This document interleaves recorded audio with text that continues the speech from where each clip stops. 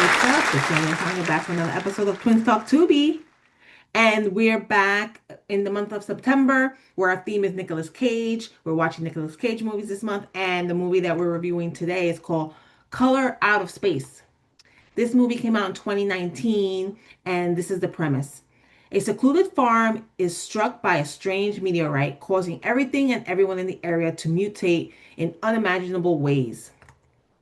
As always, we're going to start off with our first time reaction of the movie, and we'll go on the count of three. One, two, three.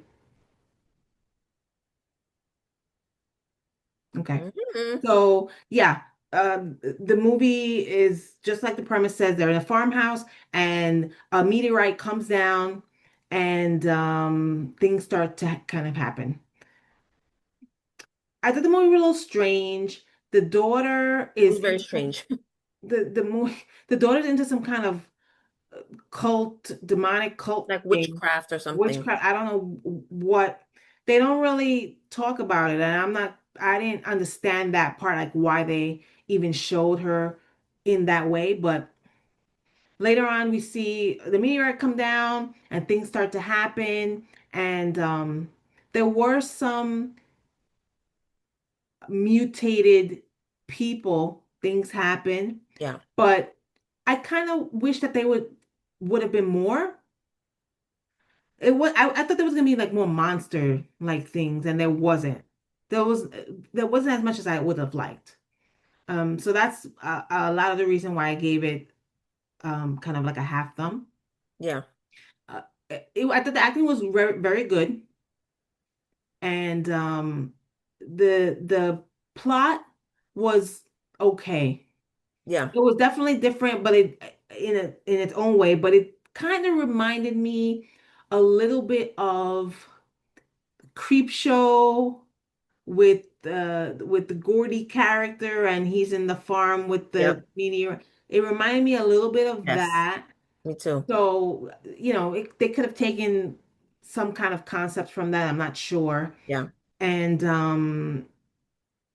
it also reminded me a little, now it escapes me, that show that they had on Peacock not that long ago that they canceled. Um, it was Well, the one with the there was a line you couldn't cross, and oh, teacup oh, teacup. a little bit with the farmhouse thing, and something's happening, and Yeah, I in didn't that think about that, in but that way it that popped into my head when I'm watching it. So, yeah. but I don't know. I thought it was just okay. It Okay. was there was too much, and I feel like there was too much other stuff going on around, Yeah. and they didn't focus more on the meteorite and like monsters. They had that one scene where it was a little like kind of fire, dragonfly or something, the colorful one that came up and was going around. I wish there would have been like more of those, and it would do stuff like Yeah. sting Like people, attack people or attack people, and it didn't. I didn't get why they even showed that, but I don't know. well, to going back to what you said about the girl that was like into like witchcraft or some kind of cult stuff. Um Yeah, you're right. They didn't really explain that. But I thought that was the fact that she was involved in that helped her kind of uh get more I guess trying to think of the right word, like in touch with this alien form that came down on their property.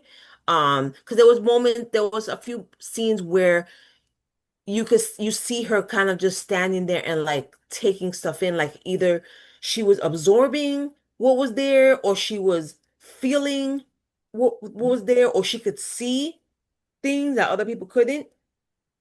So I kind of took that as that stuff that she was into kind of helped her, Yeah, you know, that's get more in probably right. contact with this thing.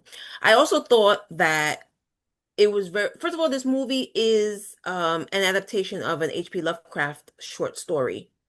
And so his stuff is always a little bit Yeah. like like obscure and strange. So, um, the fact that this movie is like that, like it was like very Yeah, strange. that definitely makes sense. Yeah.